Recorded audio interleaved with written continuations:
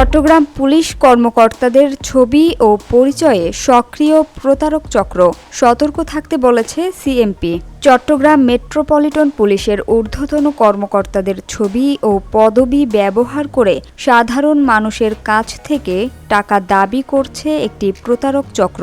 এ বিষয়ে একাধিক অভিযোগ পাওয়ার পর সাধারণ জনগণকে সতর্ক থাকতে বলেছে সিএমপি।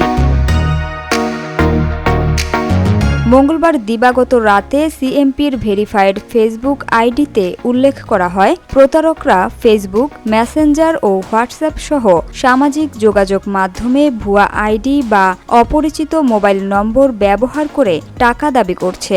ভুয়া পরিচয়পত্র ও অফিসিয়াল ছবি ব্যবহার করে মানুষকে বিভ্রান্ত করার চেষ্টা করা হচ্ছে।